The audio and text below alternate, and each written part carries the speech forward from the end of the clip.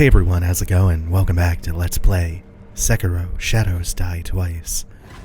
Oh lord, there's a pupper! We're gonna work on resolving a quest line today, advancing the lore, and getting into something very different from the rest of the game. Now, unfortunately, that dog that we started the episode off by,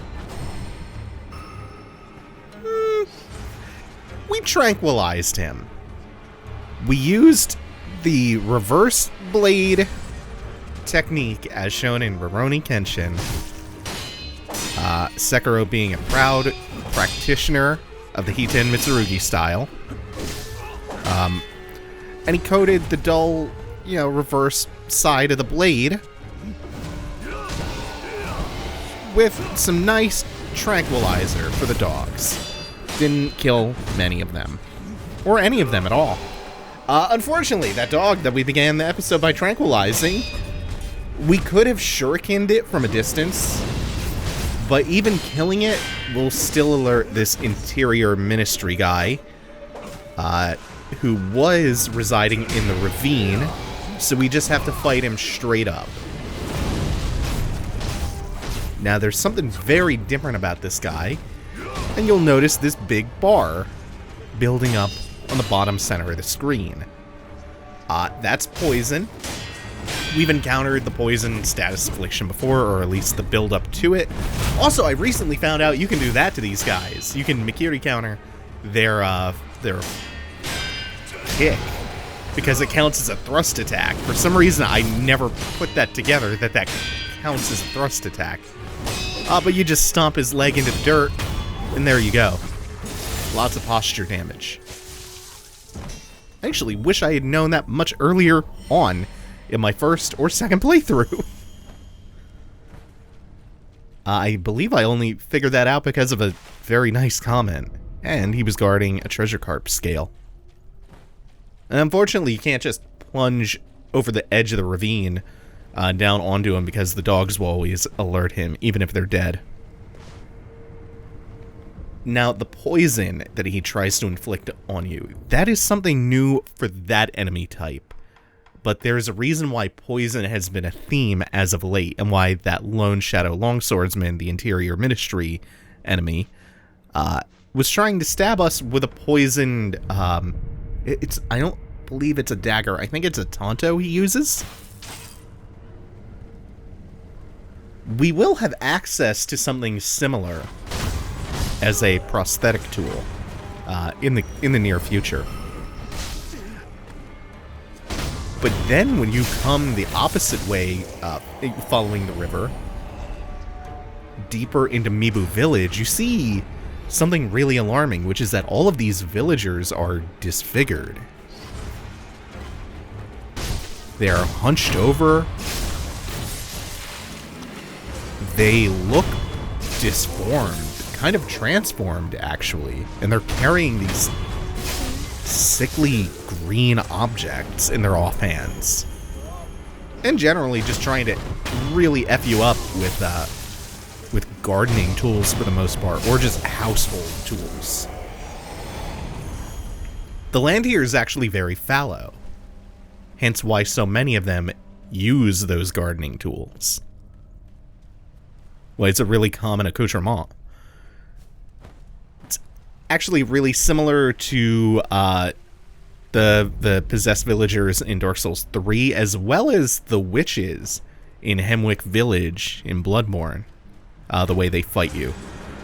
But just, I would say the general tone, the look of this place, the fragile nature of these enemies, but the fact that they come at you in these big-ass mobs with pretty ordinary tools, it reminds me a lot more of Hemwick. That and the hunches. So the trick to these enormous group fights that you run into here is really to just abuse the invulnerability frames of your death blows. And just to hit and run. These enemies, as you can see, are not dangerous at all when you're taking them out one by one, when you're picking them apart. and separating them from the group and using those invulnerability frames to thin the crowd. Where they get incredibly dangerous is when they are in dense packs and you're not being careful. Because they do hit surprisingly hard. Part of the reason for that is you're not necessarily intended to be here this early on. I would say in most normal playthroughs, you would probably be doing this much later. But this is not a normal playthrough. It's kind of become a tradition to do more difficult areas early on, just for the sake of it. Well, at least in this case, anyway. When I did, Dancer very early on in Dark Souls 3, there was a good reason to do that. I wanted her weapon. I'm sure I've usually had good reasons for going to later areas first. I know in the Demon Souls playthrough, when I went to the Shrine of Storms early on, it was for a weapon. This one, we will get some useful things here, but this is just for a change of pace doing this early. Basket, basket, basket, basket, basket. I am a basket. Hey. Ah! Basket, basket, basket, basket. Oh. Calm down. Are you an honorable person? Yes. Thank goodness. You are an honorable person. Is there something you want to ask? Look, sorry, but if you have questions, I'll have to answer with this basket on my head. What is wrong with this village? I'd sure like to know that too. Before I knew it, everyone had gone insane. For a while, I too was in a daze, but I snapped out of it after I threw up. I was thirsty, so I drank a lot of sake. I'm sure that's what made me throw up. The head priest sometimes treats us to sake, but when you drink sake, you get thirsty. The sake cask runs dry in no time, so everyone has no choice but to drink the water in the ponds and rivers. But the more you drink it, the thirstier you get. You get thirstier and thirstier, can't ever drink enough. What is wrong with the villagers? No idea. All I know is they all fear fire. For a while, I too was in the same daze, and I felt the fear too. An unquenchable fire. Even now, the thought of it gives me chills. An unquenchable fire? The hunter, Inohiko, started burning pine resin and locked himself in his house. His pine resin burns a long time. It's a real nuisance. Inohiko is the village outcast. He likes eating wild animal meat in the sword. That's why the head priest doesn't give him any sake. Where is Inohiko's house? Oh, on the other side of the pond. Inohiko's is the last house on the path. Tell me about the priest. He's the most important person in the entire village. You can find him in the shrine, all the way up the riverside, near the water's source. He told us, let us become citizens of the palace. If you drink enough sake, you shall become citizens, he said. Huh? A citizen of the palace? I don't really get it, but that's what he said. Gotta go, huh? I'll be here, hiding in this basket. No, must resist drinking. I love him! I love him so much! You don't understand. I fucking adore Basket Man. He's one of my big favorites. He's in training to become Mikalash. It reminds me of a really good joke I read in the comments from Jaden Dove. This joke about the Miss Noble and Bergenworth having a correspondence course in Mibu Village. I didn't see that comment getting enough love, but I see you, Jaden. That was fucking great. So he mentioned a lot. Basket Man, on top of being a delight, and just a gentle boy who I want to feed spaghetti to, he tells us most of the deal with Mibu Village.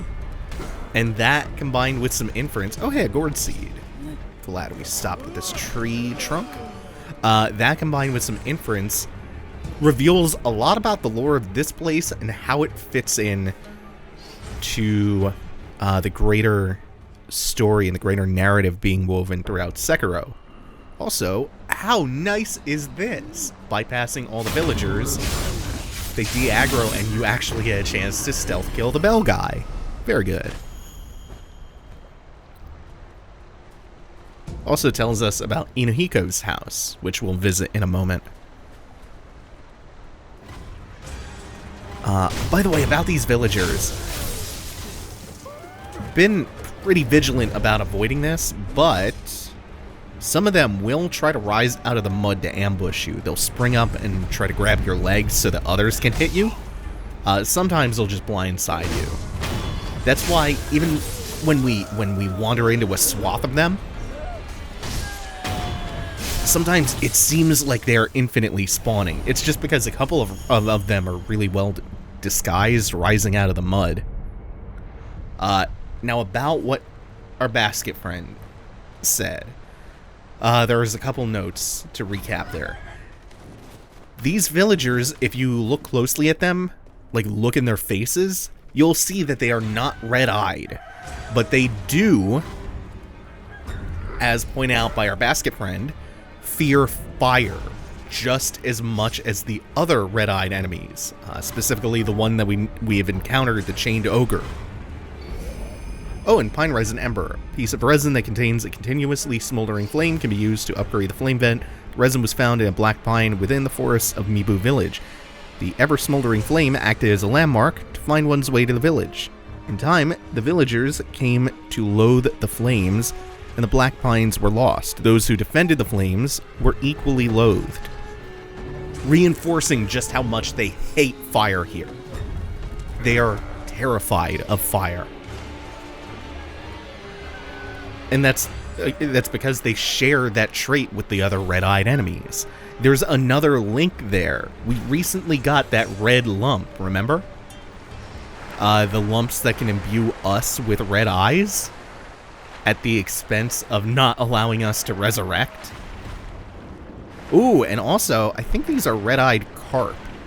Or they're just fucking Kandiro trying to swim up my dick hole. Either way, they are hostile fish. We're going to do our best to avoid them for now. This lake is going to be something that we have to revisit. There's, in fact, a lot of revisiting we'll have to do. There's stuff that we're going to be backtracking for later on after acquiring some new items and some new abilities. And we'll kind of bang a lot of that out in an intermission coming up. Anyway, back to this thought about the red eyes.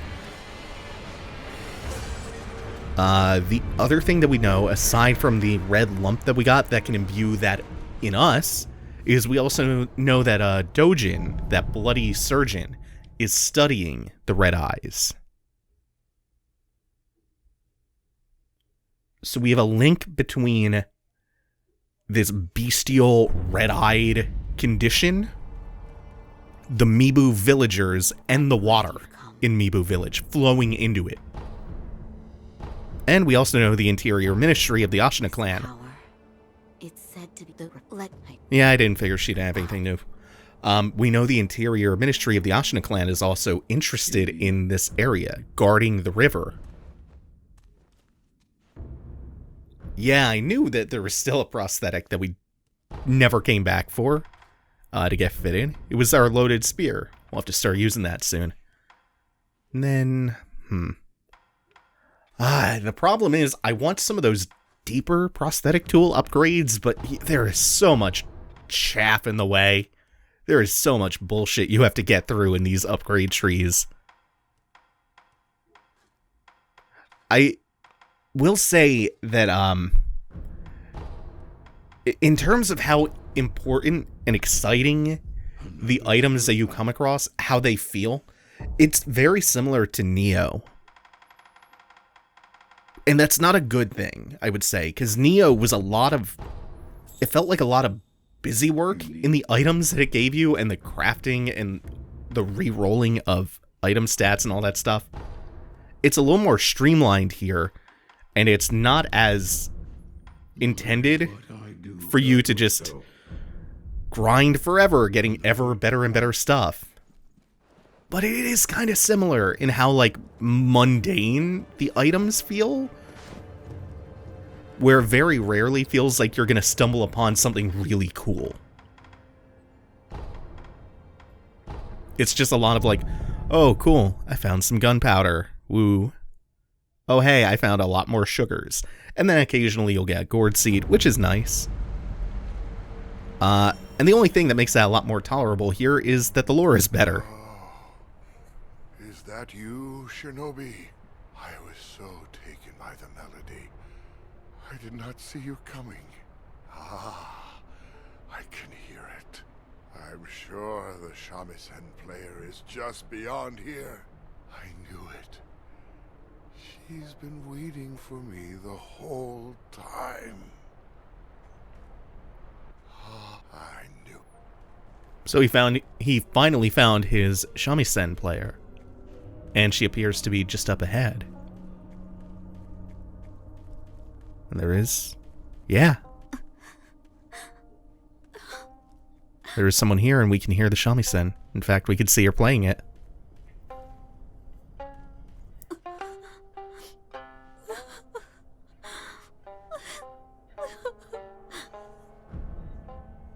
Why are you crying? Because I'm sad. What are you sad about? I don't know where Lord Sakusa is, or what he's doing. It breaks my heart. If I can't see him, I'd at least like to know. But no matter how many letters I send, he never writes me back. And no one will tell me where he is. Actually, sir, can you tell me? Where is Lord Sakusa? I don't know. Oh, you're a liar too. Why must everyone hide him from me? So she aggroes immediately after you tell her that you don't know where this Lord Sakusa that she's looking for is. And she definitely has some traits of an apparition, huh? You don't get terror buildup like you do against most apparition-type enemies. Woo, this is a problem. Oh, I forgot she does the grab in Phase 1. Huh.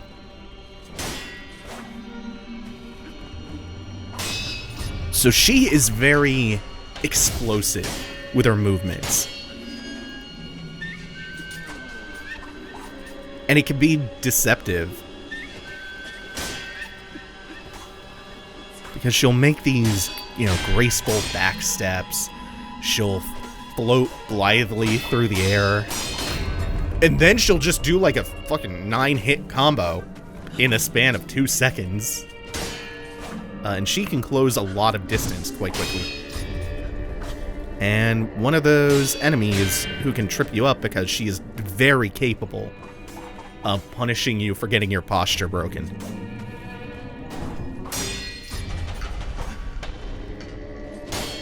Also, not the easiest one to beat down. And you can see when she backsteps like that, when she fades a little bit, she's totally incorporeal. You cannot hit her. So, Orin of the Water, which is an important suffix for her name, or an important title for her. Orin of the Water is not particularly hard, but she's definitely capable of giving you a run for your money.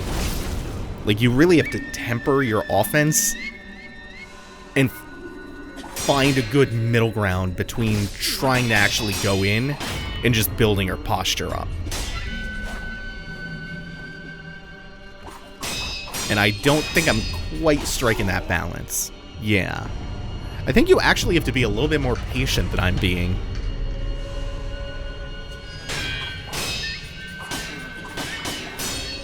She doesn't actually recover her posture all that quickly, but I'm giving her a lot of opportunities to do so. Which is maybe not the best choice. Takes a while to chip her life down to make that approach viable. And yeah, that'll be a death. Hide him from me. I'm not super surprised about that. She is the harder of the two bosses that we have to fight in the Mibu village, so I think we'll grab her next time. Besides, there's another good reason why we might want to break here and turn off the game and come back. Again, we'll do that next time. Thank you all for watching. Take it easy. Have a good one.